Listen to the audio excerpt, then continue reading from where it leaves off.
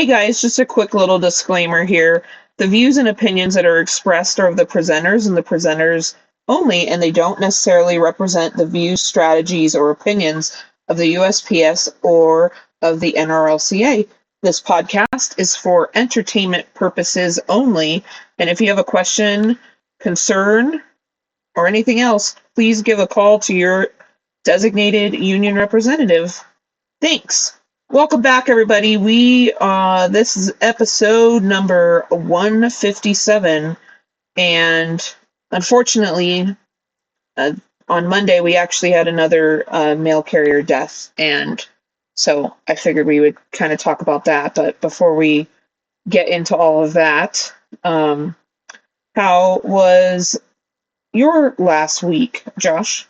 My past week was kind of same old, same old. Today, they ruined my average on wait time with only having to wait 18 minutes today to get keys. Wow. Compared to the 2, 3, 4, 5+ hours it's been. But it was nice to actually hit the road at a reasonable hour and get done at a really reasonable time. The other nice thing is we had some routes go up for bid. For the ones that the listeners are on Discord and pay attention to that, might have seen that we had a postings for some routes, and I went to bid to one of the routes to the office that my mail is, or I should say the station that my mail is delivered out of. It is where I'm driving 15 miles one way now. That'll be less than 5 round trip. And I'm friends with my DSS, so I text him. I think it closed Tuesday the 21st. I can't remember if it was Monday or Tuesday. I texted him to ask who gets the pre-awards, and he replied saying that it got pulled because it wasn't posted in one of our stations. Yesterday, just after I left the station, my phone rings. It's him saying, "Hey, that must have been an email from when I was on leave and I was catching up. I just got an email with the pre-awards and I won the bid." So that's a beautiful thing. Congratulations. Well, thank you. They have until the end of the month for the 10 days to award it, and then the 21 days after that for it to go into effect. So just in time for the mini mail survey. Counting mail on a new route. Probably exactly. So, how was your week? Well, that sounds exciting. Congrats. My week has been okay. It's been hot. It's been a little bit more humid here than it normally is. We are in a very high elevation, so it feels like we get a little more sunburned. My ankles and my legs. I have that mail carrier tan going. You know, it's not a farmer's tan; it's a mail carrier tan, where your arm on the right side is a little bit more tanned than the other. But other than that, it's been okay. Just I was hoping for more of the summer mail volume drop, but it has not really happened. So I wanted to talk about this tonight. It's been pretty heavy on my heart. I might get a little emotional. I'm sorry. It's just how I am. I cry at everything, but this is pretty devastating and sad. But again, we lost another brother of the craft, and his name was Umesh. Sorry, and I apologize if I'm saying this wrong. It's Umesh Kumar Thakur, and he was a PTF who was delivering mail on July 20th, Monday, in Little Elm, Texas, in the triple-digit heat warning, 101-degree weather on Monday, and passed away on his route. Now, we still don't know the cause of death. but based on some of the circumstances, some of it's hard to not say whether or not heat played a role in this. He was found unresponsive on his route, and I'm just going to read a little blurb about it. So he was 58 years old, and he died on Monday after collapsing in Little Elm during a shift with the United States Postal Service. Surveillance video shows Thacker's truck stopped around 12:20 p.m. in Little Elm neighborhood, and a 911 call came in around 2 p.m. The USPS did not say if his death was heat related. A heat advisory was issued on Monday with triple digit temperatures affecting a lot of that area. Obviously, it's Texas, but it's unclear if his death was related to the scorching temperatures. But there's, there's like surveillance video about it. It's just, it's not very far from where, brother Eugene Gates was at in Texas. He was in the Dallas area. And, it's kind of hard to not, put those things together. It wasn't like it was a car accident or, something along those lines, but the way that it's been being portrayed is that it was heat related. And so a couple of the people online said that the postman was passed out and like that they shouldn't be working in this heat. They saw fire trucks and they were looking inside the mill. They were looking frantically. But it's very it's devastating. And I all day today, I mean, and even last night, all I could think about is that it is scorching across the entire United States right now.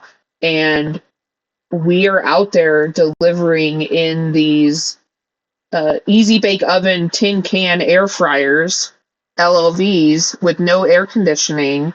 And this is the thing that I have anxiety, but I am so fearful. I don't want to hear of anybody not making it home from their route, especially, when it's something along the lines of a heat, if it's heat related, anything. We all deserve to go home. Bill used to say, you're the most important delivery of the day. And unfortunately, Mr. Thacker, our brother, he didn't make it home. So Yes, no. And I know talking with one of the city carriers that does the collection route in the 2-ton, I don't know if they usually have AC, but I know the AC in the one that she has not worked. And she was on leave for a couple weeks, and she said, that she, the day before it was that her leave started, it was so hot, and she was drinking. She says, I probably drank a gallon and a half of water that day. So even staying overly hydrated, she said she was the first day of her vacation. She was sick because of the heat. The heat got to her. yeah, I mean, and she's more susceptible for that to continue. And she's got to keep Yes. drinking water even when she's on leave. And we'll kind of go over some of that stuff, but it's just it's the everyday of like all of us across the entire country. It's not even last week we had, what was it, the wildfire smoke from Canada over into the Midwest and up in those northern states, and that added another degree of these sorts of things. And you don't really hear, I know there's other people and there's other professions where people work outside, but we work outside and we're by ourselves.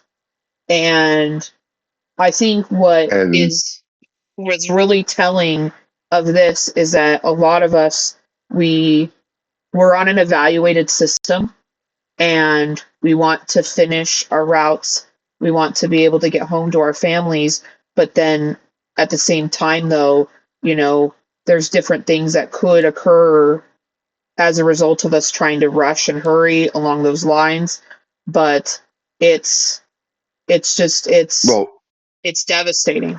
well, on top of being out in the heat by ourselves, for those of us that still have the LL and LLB and even the FFBs, you're adding an additional 10 to 20 plus degrees inside the vehicle. Yes, and you know, and I know somebody else put this in the chat here, and I can attest to this too. But even not only, the bottom line is the mattresses the LOVs, the Easy Bake Oven tin cans are it's super hot in there. I know that there's been people who've done heat things in there too, but even when the Postal Service does not want to fix vehicles, and I can attest to this from being in a Metris, but the Metris only has two windows that open. They don't, if your Yeah. fan that isn't running in there, if like a knob falls off and they have to go and reprogram the uh, air conditioning to turn on, yeah, that's a problem. And that happened to mine, and they like opened a vent or something on the bottom, and all it was doing was like radiating heat inside of my vehicle. And it wasn't summer yet, but I told them, I said, look, like, I understand, like, I've wrote my vehicle up, and if you guys aren't going to fix it before summer, like, I will put in a 1767.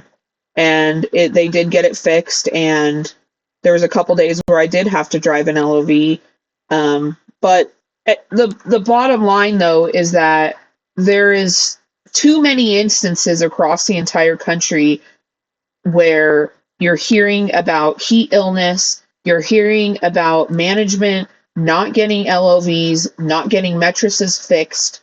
I've had a manager one time told me, even where a heater, that the heater was a luxury item, and it's like, we're outside, bud. Like, we're in all of the Yeah. elements year round, and you guys do have an obligation to fix these things so that we can do our jobs and go home and keep us safe. It's All right. But, and like you said, they told you that air conditioning is a luxury item. Okay. I, I don't agree with that, but I'll give you that. But in the I LLBs don't and the either. Yeah. FFBs, they have a fan to circulate air. I call that How the well hair it, dryer, because in the that summertime how it just feels like a hair dryer. yes, I agree. But it's still moving the air. The air is not sitting stagnant in there. Yeah. Yeah, but All right. the you know um the bottom line, though, is that we'll kind of go into it a little bit more here too, but one person dying on their route, and it was we obviously, like I said, we do not know what happened, but Right. 100% certainty that it was heat related. But you can infer, like, when you're in an Easy Bake Oven at noon in Texas on a Monday, like, it's heat related. Like, Right. and Well, it's just let me it's jacked up. So what let are the me let me stats give that you you. have? I have just doing a quick Google search of mail carrier heat related incidents. In 2024, there was one heat related death. In 2025, there were two unofficial heat related deaths. And it's unofficial because, well, we know the government is so swift and quick to verify data. Yeah. In 2026, there have been five so far. The OIG has tracked 1,332 heat related incidents between the time of 2022 and May of 2025. the NALC has put out that these numbers do not count any underlying health conditions. So in this particular case, let's say that they determined that it was cardiac arrest. It won't count as a heat-related incident because the heat is probably what triggered it. We don't know until all the investigations are done and complete and the reports come out. But I'm just saying, it's if they determine it was another cause, it's not going to count in these numbers as a heat-related incident, even though the heat most likely is what Is a contributing factor, was the contributing factor to cause this to happen. Well, and what gets worse is that, it's over time, we're delivering heavy parcels. There's some offices out there in the country that still have 100% Amazon, and they're sweating their asses off on top of the heat, on top of being in a easy bake oven, and lifting parcels. There's different things that can cause these things, and I wanted to do this so that we could help other people. I always try to look at the things that I can control, that each person can control on their own, and to prevent things like this from happening. But also, there is still things that I know the Postal Service, that Congress, that not even just the management, specific managers can do. And when things like this happen, it kind of shines a light upon the issues of what management is doing and some of the conditions that some rural carriers are delivering in. And one of the things I saw was that there's rural carriers out there who are in an office with no water, and not even fountain water. And that's concerning to me. So the first thing I kind of wanted to go over was I went and I looked on OSHA. And one of the biggest questions and one of the biggest debates is, are employers required to provide drinking water? And the answer is, OSHA standards require an employer to provide potable water in the workplace and permit employees to drink it. Potable water includes tap water that is safe for drinking.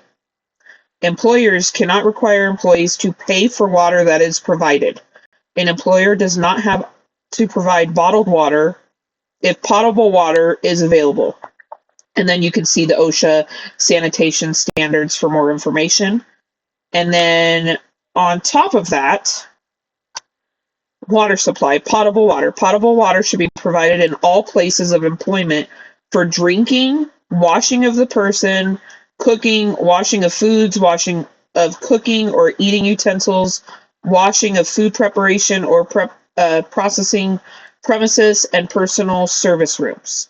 Portable drinking water dispensers should be designed and constructed and serviced so that sanitary conditions are maintained and shall be capable of being closed and shall be equipped with a tap.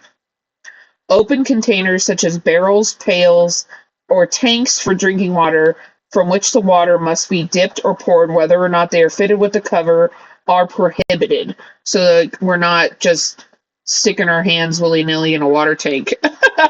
And then a common drinking cup and other common utensils are prohibited. And, if your water main or something is going on in your office, if your office is, being remodeled or under construction for whatever reason, management has an obligation by law, by OSHA law, to provide you with bottled water. So if you are in an office where that is happening, immediately file a 1767, a safety form, because that's basic. That's not even like, that's like a basic human right, you know? And I can't believe that I even have to say that, but like I've seen that in the last day that people are saying that. And it's nuts to me. My office at one point in time, the sewer line, and they had to shut down the water. Everything was down, and they did provide us with drinking water. The other thing that I do want to talk about too, that I thought the union website would have a little bit more stuff about, some of the heat prevention stuff, but they do, some people are also in offices that are a million degrees. I know I shouldn't say that, but it's hot in there and there's no circulatory air. And in the steward reference guide, there is stuff that is in there about heating and cooling that isn't necessarily the heat illness stuff, but we're going to go over that too. But some of this, there's like I think it's a maintenance book, and it's regarding like the maintenance for the buildings, heating, ventilation, and air conditioning. It is the purpose of this section to provide an outline of various conservation measures that can be adapted for most efficient operations of heating and HVAC systems and whatnot. And in order to properly control the use of energy-intensive facilities, the temperature standards have been established for the various occupied and unoccupied areas. And let me find it. Where did it just go? Apologies. 221. Sorry, I thought I just had it. Didn't I read it to you earlier, Josh? You were reading something, yes. It was... Check the other 72 tabs. I know. It is permissible to allow interim temperatures to float between the heating and cooling set points, provided supplemental energy boiler and chiller is not used to heat above 65 degrees or to cool below 78 degrees. Internal heat loads may cause temperatures to rise above the heating set point or ventilation air to cause temperature to fall below the cooling set point. Under no circumstances should heating energy be used to meet the cooling set point, nor should cooling energy be used to meet the heating set point. Thermostats should be secured to prevent adjustments by unauthorized personnel. And some postal facilities have humidification systems to reduce discomfort and operating problems caused by dry air. In some instances, humidity control systems are installed to meet equipment operating measures, like computer rooms, laboratory, printing areas. However, excess humidity above the required level is energy wasteful. And it kind of goes into that. But if you're in an office, the reason I'm reading this is if you're in an office where management is, you're freezing in there, or it's over 80 degrees, like that's also a problem. And OSHA can, you could file a 1767 on it. If management is still not doing anything on it, call OSHA. And I've done that before.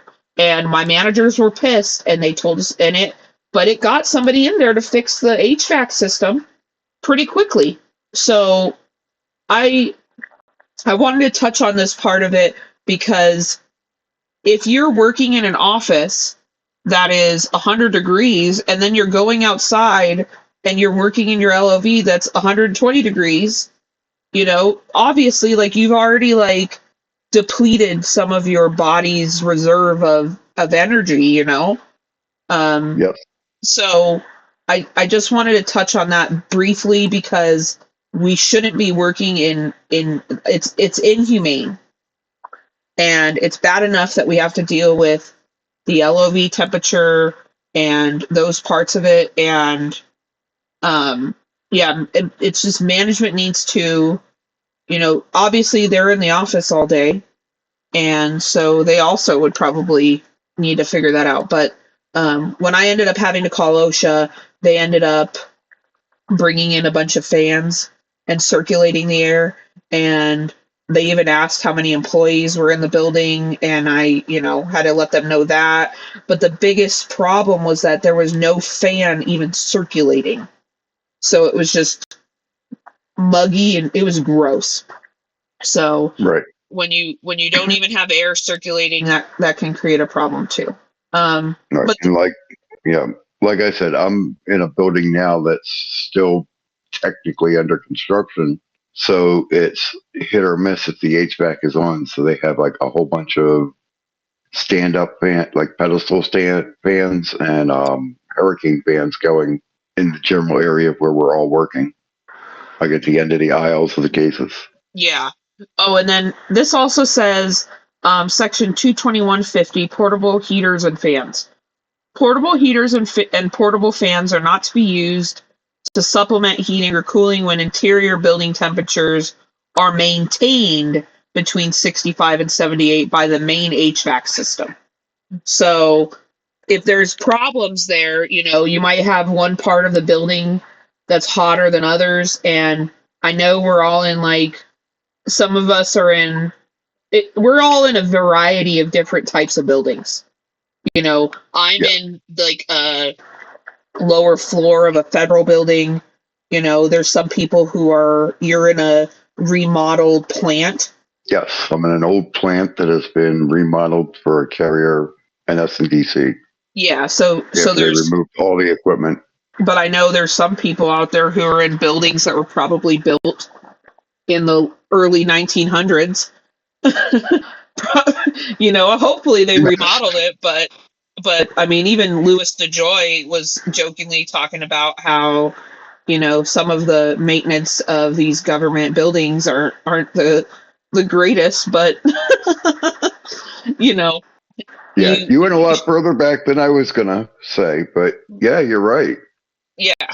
I mean, there might be, if there's the rural carrier that's listening to this that's in the 1 or 2 rural route office out there in the boony lands, they might, as long as they got some air circulation, so that you're not just in a hot building all morning and then going out and being in a hot vehicle all day, So, Yeah. But the big thing is there is the heat illness and prevention program that the Postal Service has done.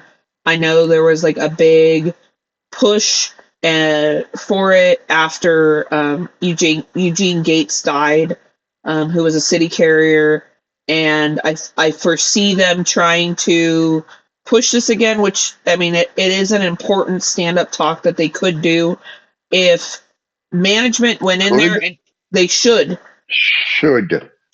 Yes, should. And they actually have a set time frame that it's supposed to be given. Yep. It's and I know that it's supposed to be from April 1st through October 31st.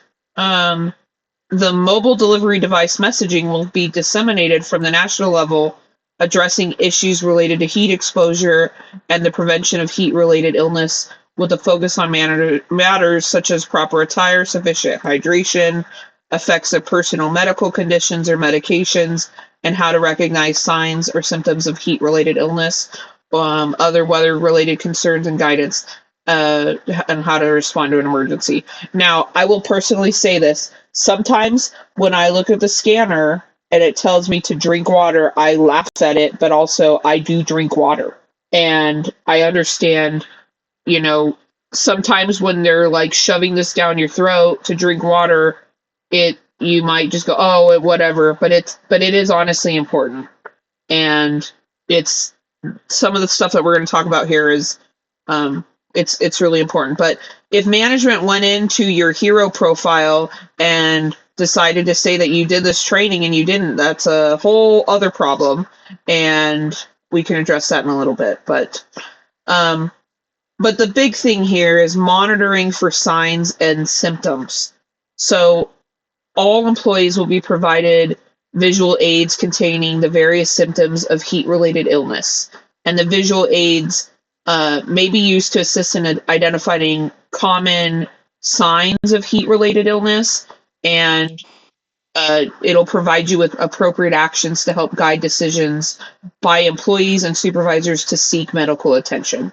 Because that's the big thing. Like, even if, trust your gut on it, like, I know sometimes, like, I don't want to bug anybody, but if it's an emergency, it's an emergency. Yep. And I know the Postal Service sent out that the little, it's like a stick figure guy, and it has two sides to it, and one side is about heat stroke and the other side of it is about what is it, like heat illness, heat stress. Yes. And I think the NRLCA also put something out regarding it today too. Regardless of like the circumstances of what has happened, it is hot as hell across the entire country, and we're in the brunt of summer right now. So yeah, heat exhaustion and heat stroke. So all employees will be provided, and then the following figure is it's intended to provide specific first aid measures for each condition and should not be implied to reflect any progression in severity. Employees working away from a postal service facility should immediately call 911 and then their supervisor, if able, when they experience symptoms of heat stress as referenced, and then proper hydration and seeking prompt medical attention should be ensured at any time the below referenced symptoms arise during the course of a workday. When in doubt, do not hesitate to call 911. And employees and supervisors may use personal cell phones and other mobile electronic devices to communicate or to contact 911. And as a reminder, for safety reasons, cell phones aren't supposed to be used while you're driving. But obviously, Yep. That's kind of a given here. If you get to that point, I hope you are not driving anymore. Yeah, you're pulled over into somewhere. A cool place, hopefully under some shade. Hopefully your door to your LOV's opened and that you're cooling yourself off. But so heat stroke. The symptoms for a heat stroke are confusion, fainting, seizures, excessive sweating, or red hot dry skin, and then a very high body temperature. And for the first aid for it, call 911. And while waiting for help, the worker should rest in a shady, cool area, which, like I said, obviously, look around. I know some people are on some truly rural routes, or you're in the hot ass desert, the people in Arizona, or there's more than that. Yeah. Nevada, it gets to like 120 in Vegas, hotter than that,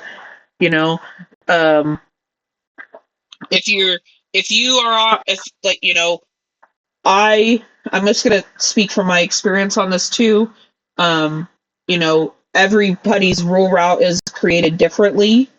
And if you have businesses and you walk inside a business, maybe ask them, they're like, hey, can I please sit down for a second?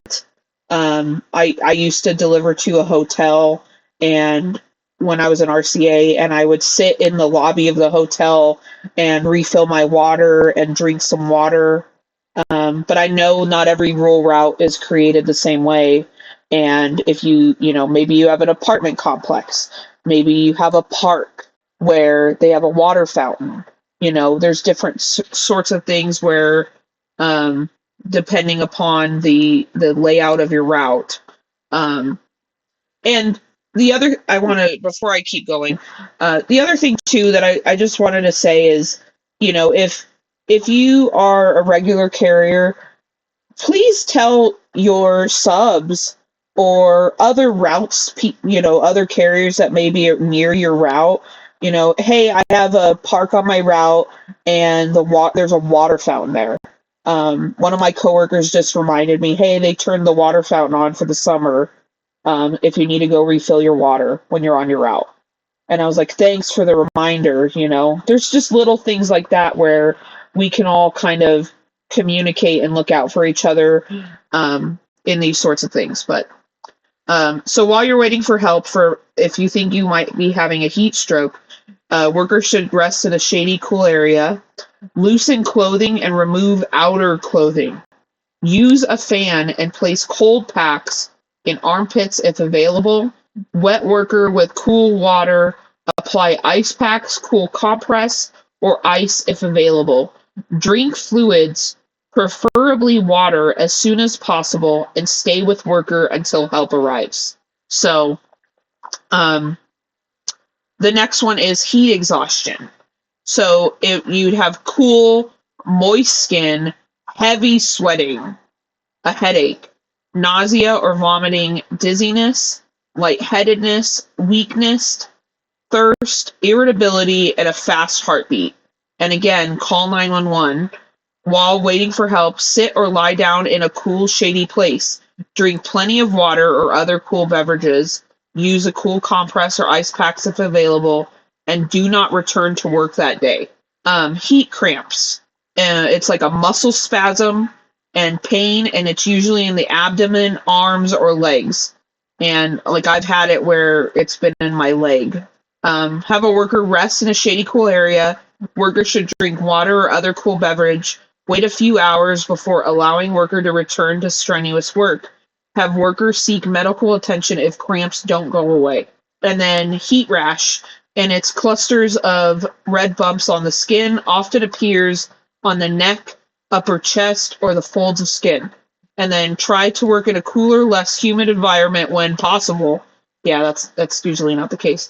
But and keep the affected area dry. And remember, if you're not, I'm saying this because me and Josh are not medical professionals here. We're just we're just two rural carriers trying to help you out here. Because I honestly one person dying on a route from heat, or having something around these circumstances, it's too many. Like it's just we all need to be aware of these sorts of things so that it's preventable, that it doesn't happen to one of us, that it doesn't happen to one of our coworkers. Yeah, exactly. The other thing that I would say is if you're out there and you've been sweating and all of a sudden you stop sweating, seek assistance. Get in a cool area, drink more. And it'll there's I have that heat illness signs, that little figure, I have it on my refrigerator door. All employees are encouraged to take immediate action if they observe another employee exhibiting signs or symptoms of heat-related illness. Employees should err on the side of caution and immediately call 911 whenever an employee complains of or is exhibiting signs of heat-related illness and is determined medical intervention may be necessary. Other emergency planning and response procedures will include, but are not limited to, the following actions. Employees will be trained to recognize symptoms of heat-related illness and taught basic first aid measures related to heat stress as described in the training section above. Employees observed by management exhibiting signs or symptoms of heat-related illness will be monitored and shall not be left alone or sent home without provided with emergency medical service. And then again, Bill used to say this a lot too, us drinking water. Water is the biggest thing. And even when you're not working, you should be drinking water. Like on Sunday night before, I know I'm going to be out there really late on a Monday, I start drinking water. I will also, we're not medical professionals here, but I have high blood pressure. And if I drink a lot of Gatorade, it has a lot of sodium in it and it will raise my blood pressure. So there's different sorts of things that, you're going to know what works best for you to hydrate yourself, but water is typically number one. But then, there's electrolyte solutions. There's a whole bunch of other things that you can drink to try and hydrate yourself. A lot of the sugary drinks, coffee and caffeine, can dehydrate you. So err on the side of caution with that. Um, what are some of the things that you do, Josh, to like prepare for the day? Like, do you freeze water bottles? Do you put ice packs? Mm. I have a couple ice packs.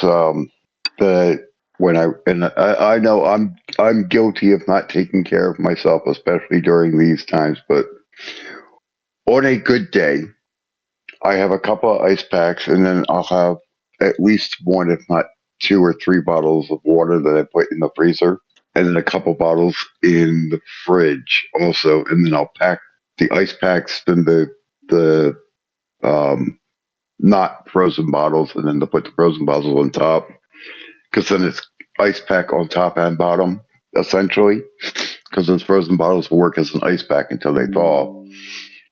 And I've also been stopping at. I have a 7-Eleven on my route, and I know I probably should buy the stuff in bulk at home, but they have like the not PD electrolyte. They have their brand of the rehydrating drinks, and I'll get a couple of those on my way out, out to the route. So I have all the water, I have all the, those rehydrating drinks that have the electrolytes in them. Um, you also want to make sure you're eating something because just drinking alone, then it'll just be sloshing in your stomach. And that's not good either. You could get sick from that too. Yeah. Well, and you can eat something, a little bit lighter, like, Yeah. I was gonna say salad, but we're in a that bacteria outbreak right now with the lettuce. So I can't really say that because that might dehydrate you right now. But you can figure out what works best for you. But yeah, I mean, it's important to make sure that you're also eating and taking care of yourself. But and if you're on like one of those routes that like it's truly rural, because I know there's people that listen to this that are making sure that you are carrying enough water with you. I sometimes I'll drink a Gatorade and then I'll reuse that water bottle to freeze and I use that as my ice pack. Uh, Sometimes I have like the cooling towels, and I know some carriers will bring ice like in a cooler with them, and then they'll dip the cooling rag in that. I've done that before, especially when I was in an LOV. Oh, Huh. What were you gonna say? I would say get two cloths or cooling towels. You keep one in the water, and that's when I used to have the hard plastic cooler. I would Mhm. actually put, if not my ice packs, a little bit of ice with water, and I'd keep one rag in there, one cloth in there, and then that way, every half hour, 20 minutes, half hour, whatever, I can take the one off my neck, put it in there, and pull the other one out, wring it out, and put it over my neck.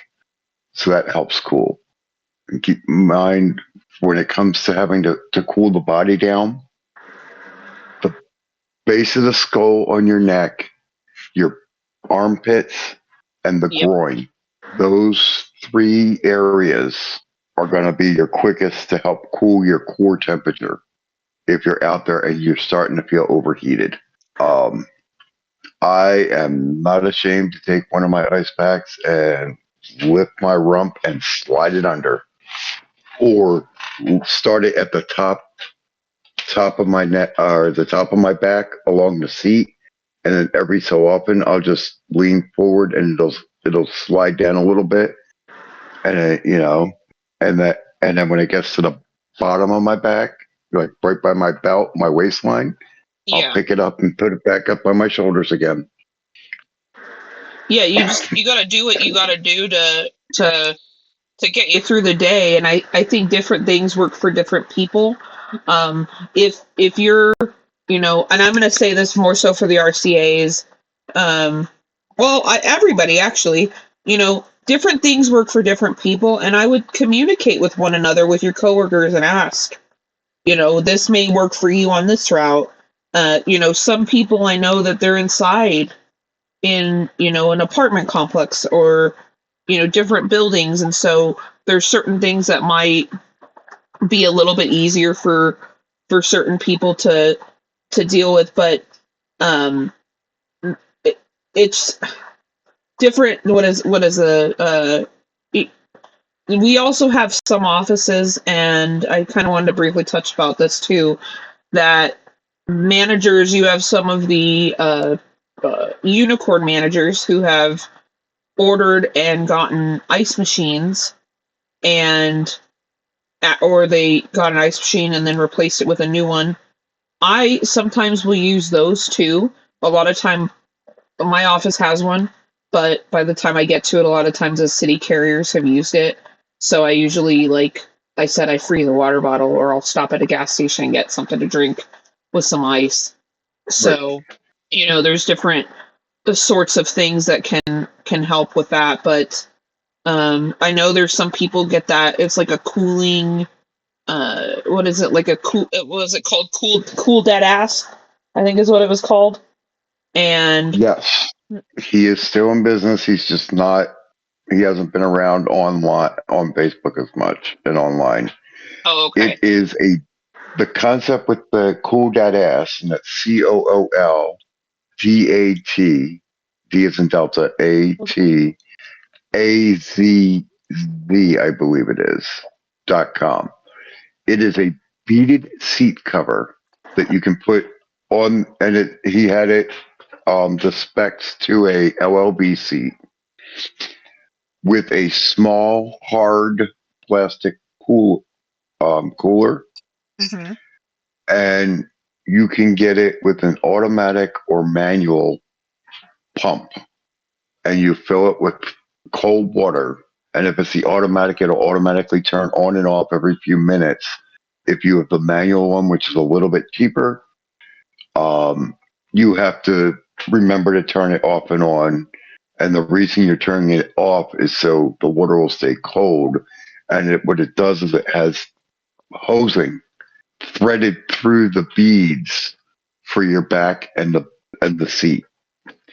And what it'll do is pump that cold water from the cooler up through that hosing along through the beads along on your back and your seat to help cool you down, keep your body cooled down. Yeah, and I know some carriers too. One of the newer things, I personally I have like it's called a Shark Flex Breeze fan, and it's a rechargeable fan, and I charge it every single night, and I have a mattress, and I still take it with me. So I usually use that, and but there's some other people. There's like Ribo fans. There's other different fans that you couldn't buy. Another thing I used to do too was, if I didn't have a frozen water bottle, I sometimes would fill up like other reusable water bottles, and I would use that one to just dump on my head, because sometimes that felt good, just to cool my body off sometimes. But Yeah.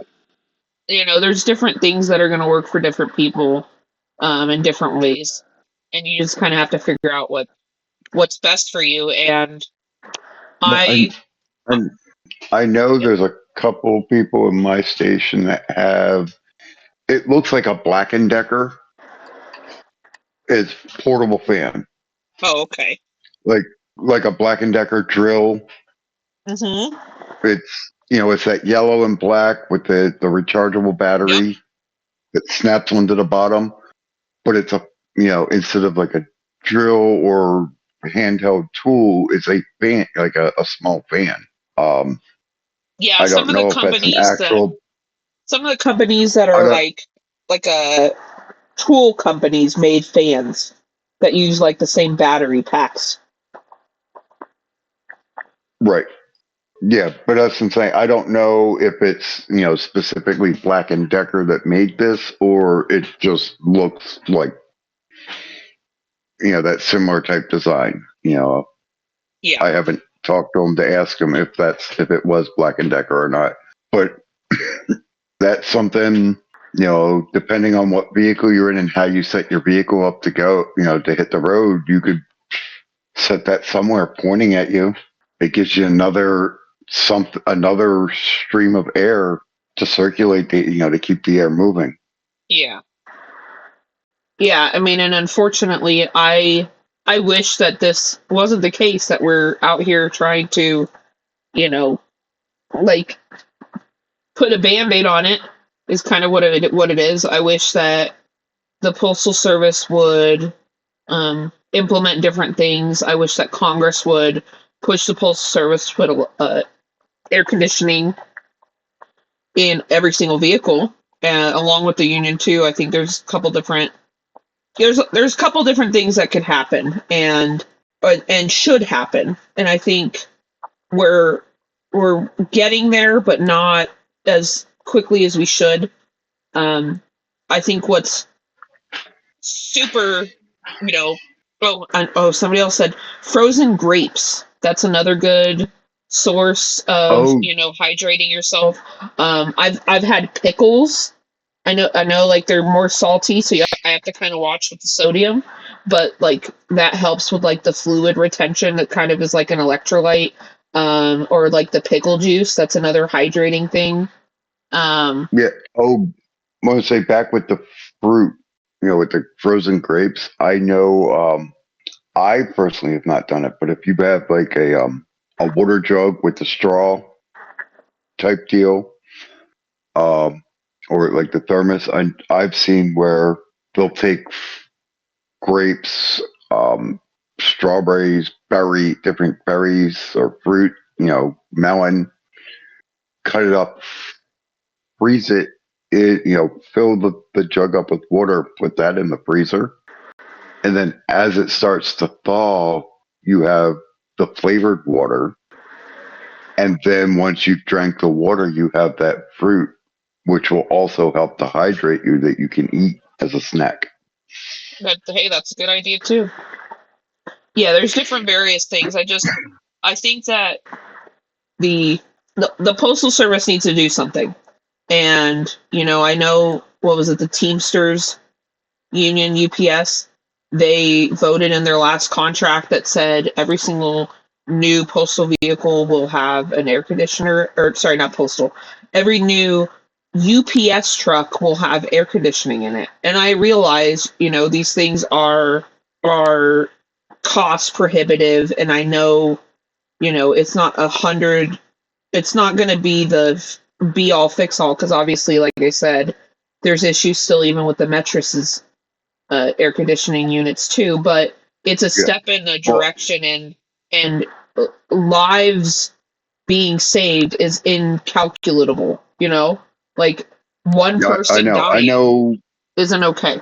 I No, it's not. I know about 4, maybe 5 years ago. I can't remember. A congressman actually proposed a bill that stated all postal vehicles would be required to have air conditioning upon passing of the bill passing and becoming law. They would have 3 years to replace or convert. Um, it obviously didn't go anywhere, but the fact that there was someone that actually put that out there, a few years back, was Yeah, something. And then that's when they started talking about replacing the vehicles, which we've seen how well that's gone so far.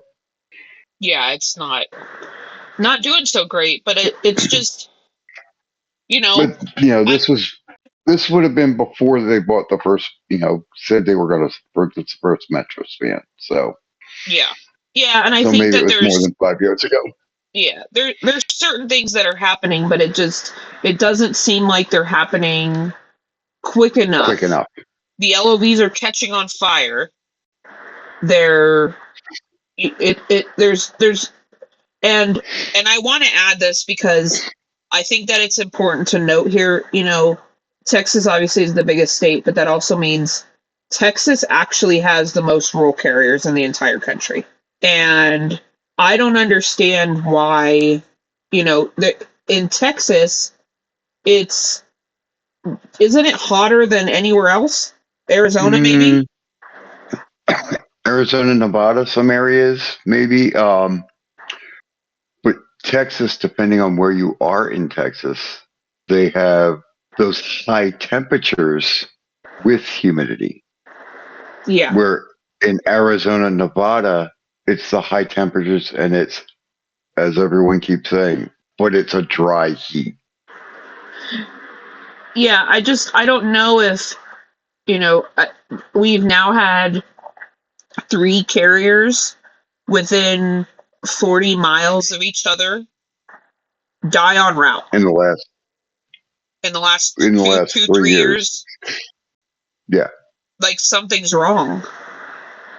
And I don't know if I mean, I'm not going to say that it's an anomaly Right.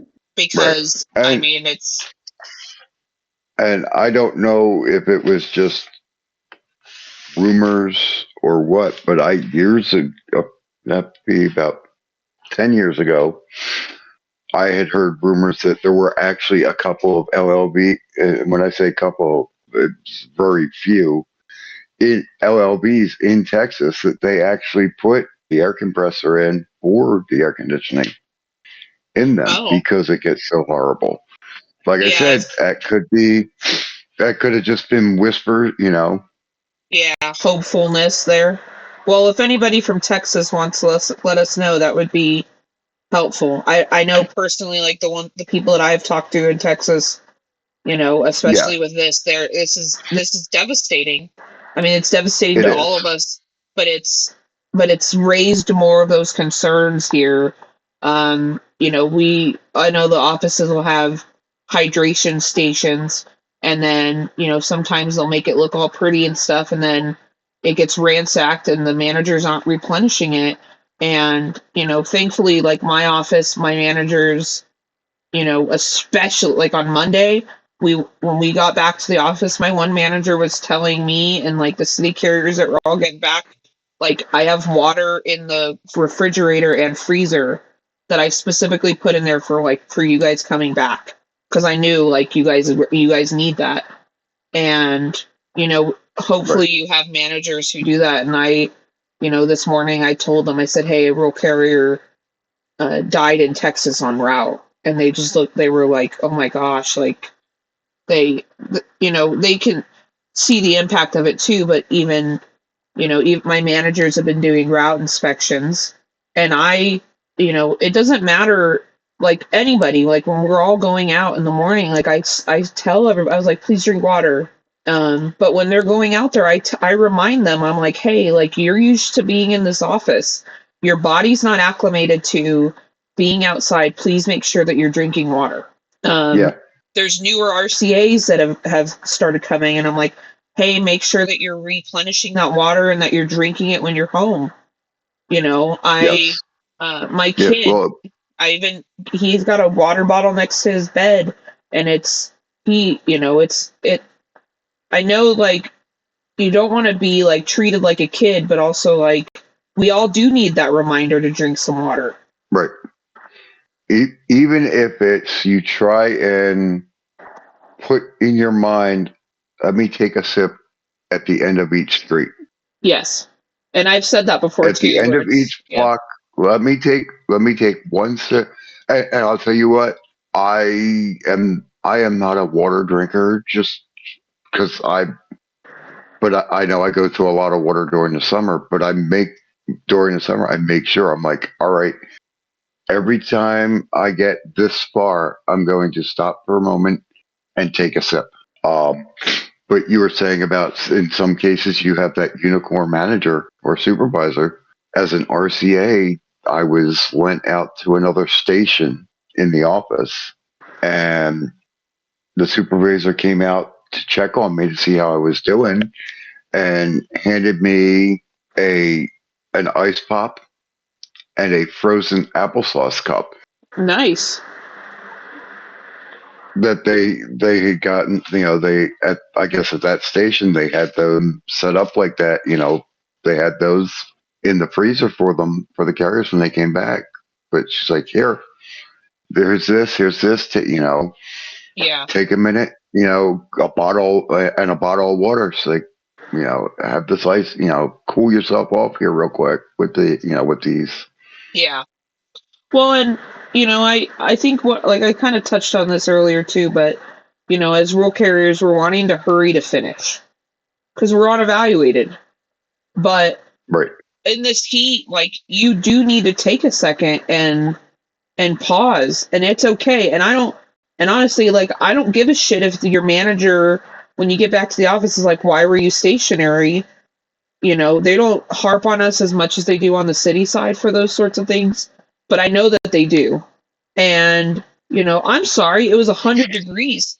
I needed to stop and get out of my LLV for a few minutes and sit under this tree to drink some water because it's hot as hell. Like, and, if you need to take those breaks like that, and you should kind of, force yourself to kind of do these sorts of things so that you're taking care of yourself.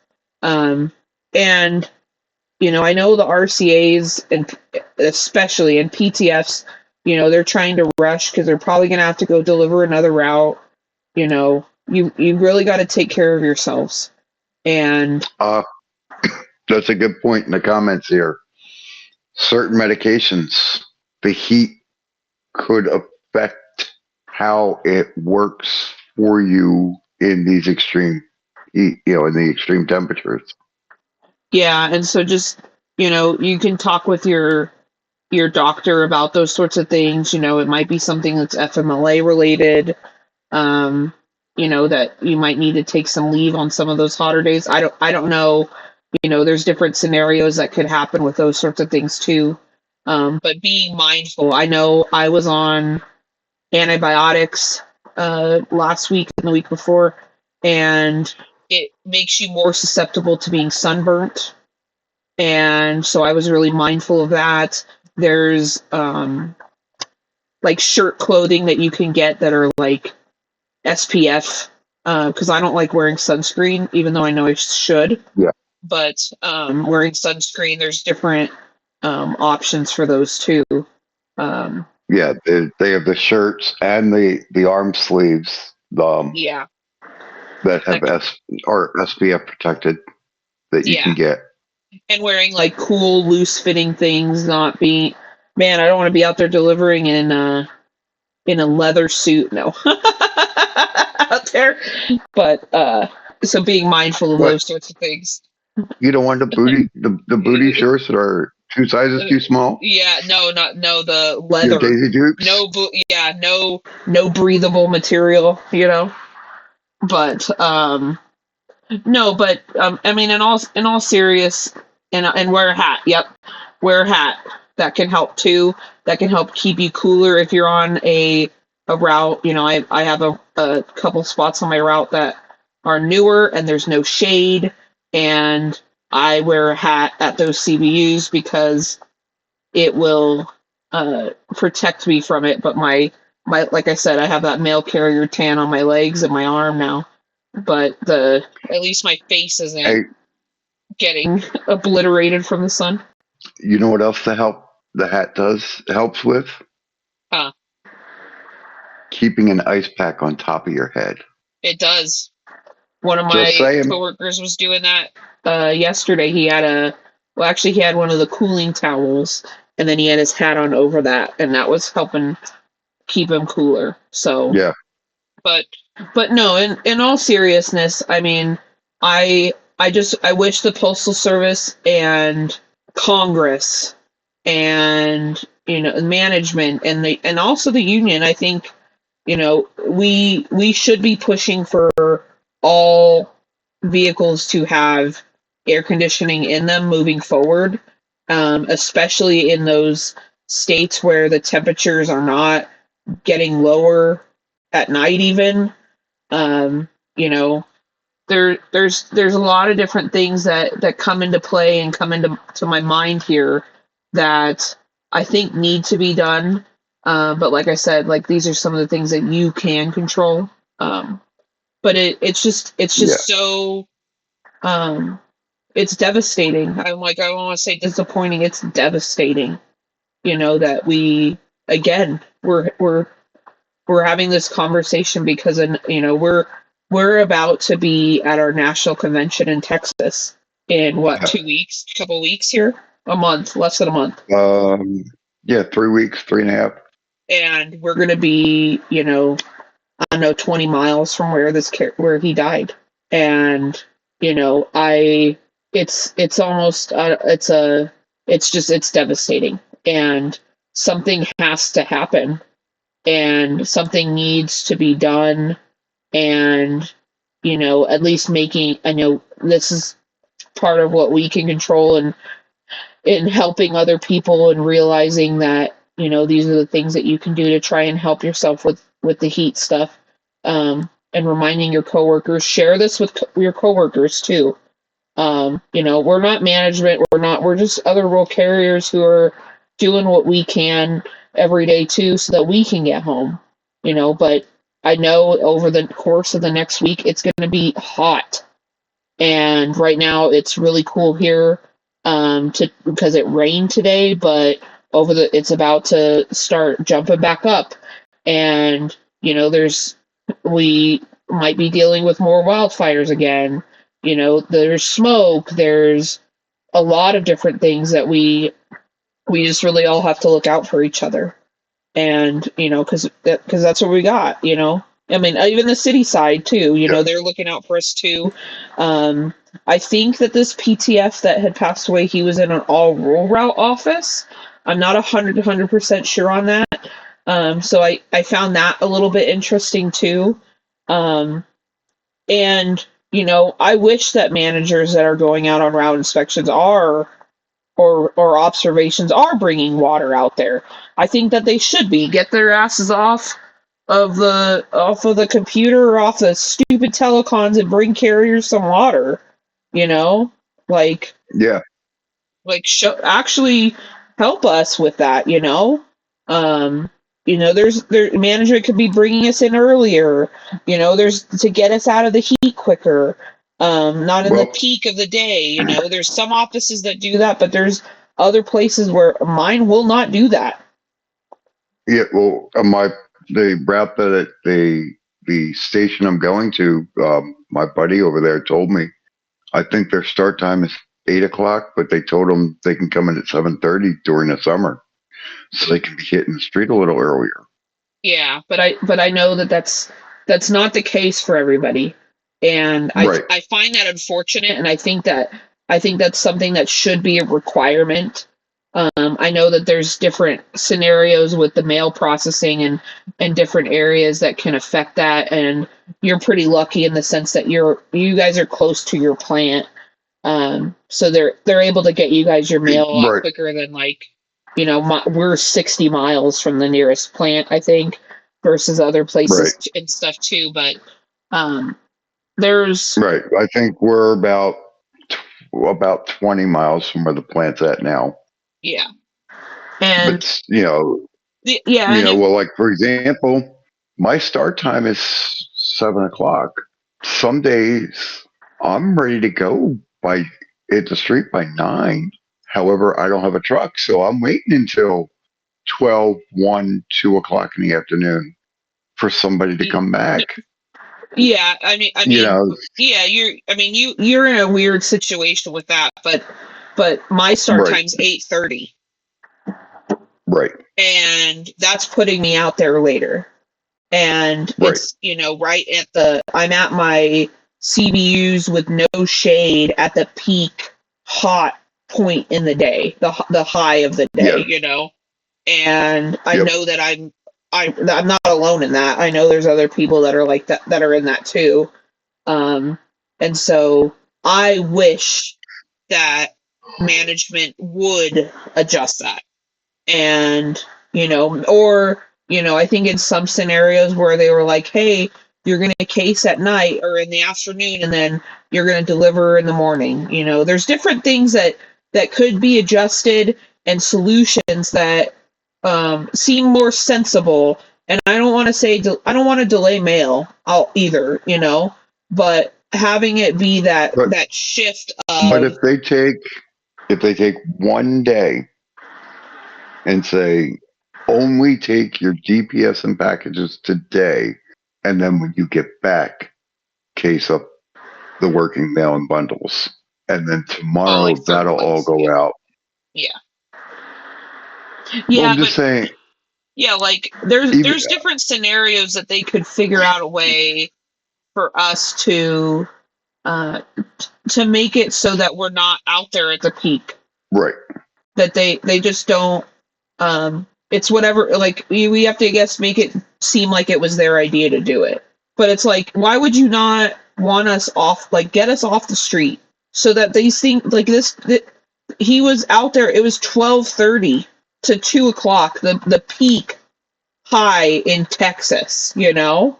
And Well, you maybe if said, they came in earlier, or he was able to leave to go deliver his route at a certain time, there's different things. But um it was 12:30 that one of the residents saw him stopped, and yeah, then and it then was 2:30 when when they realized when he was just sitting in there. So I don't know what happened, and I don't know if there are probably going to be more surveillance things. Everybody has their Ring doorbells and stuff too. Um, yeah. but when we find out, I mean, we'll we'll we'll bring it to on here. But yeah, I don't know.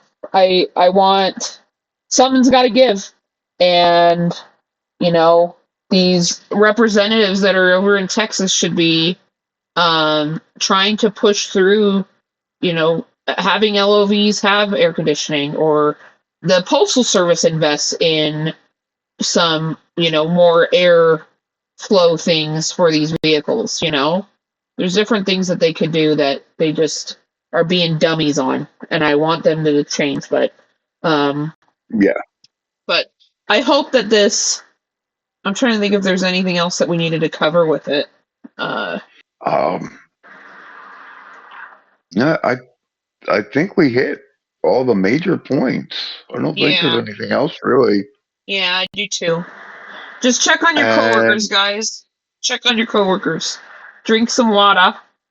There's like a page on and later Facebook called Hydro Homies. Be Hydro Homies.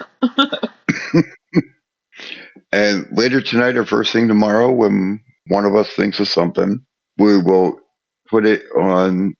We'll post it on the Discord and or Facebook page. Yeah, I know. I'll think Just of say, 20 hey, different things. we forgot this. But yeah, I'm just I can't think of anything else. I wanted Um, the Little Oak post office. I've been really thinking of you guys today. I is it Little Oak, right? It was Little Oak or Little Elm? I think it was a little elm, but I'm not Yeah. looking at the I've flyer right been at the just moment. Yeah, I've been thinking of them today, Little Elm, and it's especially my, and the everybody in Texas. I think it affects all of us, but I know it hit close to home there, and it's devastating. But we're thinking of you Yeah. guys, and yeah, so. But all right, Josh. Well, I think we'll wrap it up. Yes, please. Um, hydrate, hydrate, hydrate, hydrate. I know for the last hour we've been telling you hydrate, hydrate, hydrate, hydrate some more. Don't get overwhelmed. If you do, take a step back, take a deep breath, and step back in. Ma'am? Well, thank you, Josh. I hope I didn't ramble too much. Um, this is really important to go over, and um, I want to also emphasize again the EAP phone number. It's if this has impacted you, especially for our brothers and sisters in Texas, the Little Elm Post Office, his coworkers, EAP is there for you. Again, their phone number is 1-800-327-4968. Please call them. They're there for you guys. Hydrate, hydrate, hydrate. If even when you're off, please make sure that you're still continuing to drink water. I know I have had a glass of water here sitting next to me, and it's empty. And literally after we're done recording, I'm gonna go and drink more water. But take care of yourselves, guys. and we will talk to you later. Bye.